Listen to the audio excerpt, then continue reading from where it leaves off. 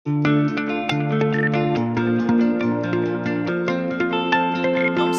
the track.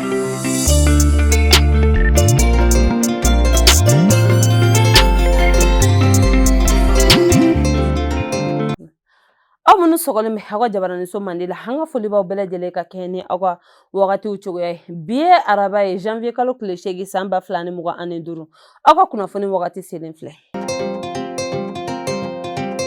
bakuruba kunnafoniw na an ka fintigilakaw ye tatuguli min kɛ Bamanciwale tigilamaaw la Nioro du Sahel marabolo la an da bɛna don o la fo ka taga se ɲɛnakaw fɛ binganikɛla dɔw y'a ɲini ka don BNDA kɔnɔna la nka ala ni BNDA lakanabaaw ka wulikajɔ sababu ma se k'o kɛ an da bɛna don o bɛɛ lajɛlen kɔnɔna la ani o ɲɔgɔnna caman kɔkan kunnafoniw olu bɛna lase aw ma aw bisimila. Tɛnɛndo janvier kalo tile 6 san 2025 nɛgɛ kanɲɛ 22 wagati la Bamanciwale tigilamɔgɔw ye binganiwale ta ka ɲɛsin an ka fintigilakaw ma o kɛra sababu ye min y'an ka fintigilaka kelen o bɔnɛna a nin na ani min y'an ka fintigilakaw ka bolimafɛn ye o tiɲɛna marifabaliw fɛ nka an ka fintigilakaw fana ka wulikajɔ kɔnɔna la u sera ka Bamanciwale tigilamɔgɔ maa 30 ka o de faga Bamanciwale tigilamɔgɔw u bolila ka taa ka u ka marifa min n'o bɛ wele nanzarakan na ko pistolet mitrailleur AK-47 19 u taara ka o to fo ka taga se mitrailleuse PKM 3 lance roquette anti-char 1 ani marifa kisɛ caman u taara ka o de to yen min y'an ka fintigilakaw ka ɲɛmaayaso ye u ko k'u b'u fo kosɛbɛ u ka nin wulikajɔ in na wa k'u b'a da bɛɛ lajɛlen tulo kan ko an ka hakililatigɛ kunna fɛɛrɛw bɛɛ lajɛlen sigi sen kan yaasa min ye Bamanciwale ye ka o kɛlɛ ka bɔ Mali fantan ani 4 bɛɛ lajɛlen na ka jamanaden bɛɛ lajɛlen ka lakana k'o sabati. Karido nɛgɛ kanɲɛ 2 wagati ka taa bila nɛgɛ kanɲɛ 4 na Sikaso marabolo la kɛrɛnkɛrɛnnenya la ɲɛnakaw fɛ yen nɔ min ye binganikɛla dɔw ye u y'a ɲini ka don BNDA min bɛ ɲɛna marabolo la ka don o kɔnɔ nka min ye BNDA in lakanabaaw ye u ka wulikajɔ kɛra sababu ye ka nin maa ninnu ka olu bali ka don nin bange in kɔnɔna la a yɔrɔ la min ye voyage kɛ kari dɔ o tun bɛ yen balle perdue ye maa 1 sɔrɔ nin kari in kɔnɔna la ka o tigi bɔnɛ a nin na wa kunnafoniw y'a jira fana ko min ye maa 1 fana ye o joginna kosɛbɛ nka nɛgɛ kanɲɛ 4 wagati tɛmɛnen kɔ ni miniti 30 ye ni maa ninnu ma se ka don BNDA kɔnɔna la u ye u yɛrɛ ɲini ka taa u ta yɔrɔ la o hukumu kɔnɔna la min ye ɲɛna BNDA ɲɛmaaw ye u ye a latigɛ ko u bɛna u ka nin cakɛyɔrɔ in datugu nin wagati ninnu kɔnɔna la yanni nin ko ninnu u ka se ka tɛmɛ. Ɲamakɔrɔkaw fɛ yen nɔ halama ɲinɛla Saka Kone la ale ka misiri datuguna an ka fintigilakaw fɛ k'a sababuya kɛ fɔɲɔgɔnkɔ dɔ wulila misiri kɔnɔmɔgɔw ni ɲɔgɔn cɛ ko min ye alimami dɔ ye ale y'a jira ko alimami min b'u laseli ko o tɛ ka baara kɛ ni ala ka sariyaw ye a y'a jira misiri kɔnɔmɔgɔw la ko ale kɔni sigasigalen bɛ alimami in na ko k'a fɔ ko fɛn wɛrɛ tɛ a bolo k'a bɛ ka min bato min ni ala tɛ kelen ye ko ale kɔni ma da o la o kɛra sababu ye ka fɔɲɔgɔnkɔ nati o ni ɲɔgɔn cɛ an ka fintigilakaw ni o ye 10e arrondissement maaw ye olu nana ka ni maa ninnu ka u bɔ ɲɔgɔn na ani ka misiri in datugu ko yanni u ka fɔ ka bɔ kɛ a ko la.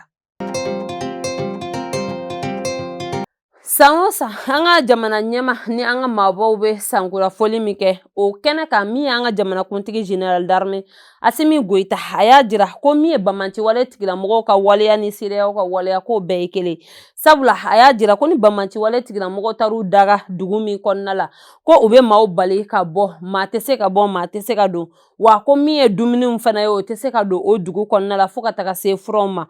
ko CEDEAO fana bɛ o waleya kelen de kɛ sabula ko don tɛmɛnenw na Mali ani Niger ko u ye embargo ta ka ɲɛsin o ma ko Mali yɛrɛ ta o kɛra kalo 6 ye ko nka danfara min bɛ CEDEAO ni Bamanciwale tigilamɔgɔw cɛ ko Bamanciwale tigilamɔgɔw marifa bɛ kɛ olu bolo nka ko CEDEAO maaw marifa tɛ kɛ u bolo k'o dɔrɔn de y'u danfara ye ko n'o tɛ n'i y'ale ɲininka ale b'a fɔ ko u ka waleyaw bɛɛ lajɛlen ye kelen. Kunun tarata janvier kalo tile 7 san 2025 an ka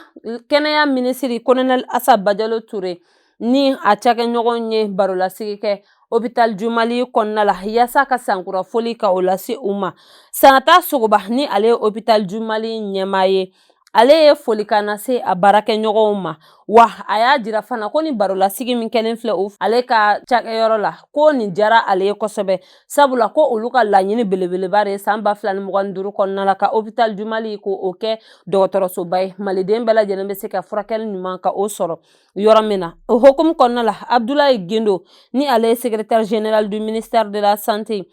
et du développement social ye ale fɛnɛ ye foli kana se kosɛbɛ kɛnɛya tigilamɔgɔw ma a y'a jira ko Ala ka san 2025 kɛ hɛra san ye k'a kɛ kɛnɛya san ye wa k'u na fɛɛrɛw bɛɛ lajɛlen sigi sen kan yaasa kɛnɛya ta fanfɛla la ka dɛmɛ lase malidenw ma ani ka se ka maa minnu bɛ ni olu ye dɛsɛbagatɔw ye ka dɛmɛ ta ka ɲɛsin u ma o kɔfɛ min ye an ka kɛnɛya minisiri ye colonel Asaba Jalo Ture ale ye kuma ta ale ye foli kana se kosɛbɛ hôpital du Mali ɲɛmaayaso ma wa a ye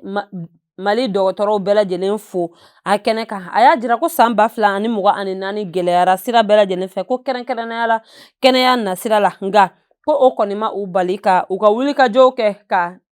dɛmɛ ka o lase jamanadenw ma wa a y'a jira fana ko san 2025 min daminɛlen filɛ nin wa a y'a jira fana san 2024 kɔnɔna la u ma se ka baara min kɛ ko u bɛna fɛɛrɛ bɛɛ lajɛlen sigi sen kan yaasa min ye san 2025 kɔnɔna la ka se ka o baaraw kɛ cogoya min na ni barolasigi kun cɛra ni u bɛɛ lajɛlen ka folikan ye ka ɲɛsin ɲɔgɔn ma u y'a jira ko Ala ka san 2025 kɛ hɛra san ye Mali kɔnɔna la ani u y'a jira fana k'Ala ka kɛnɛya di bɛɛ lajɛlen ma ba Maliba in kɔnɔna la.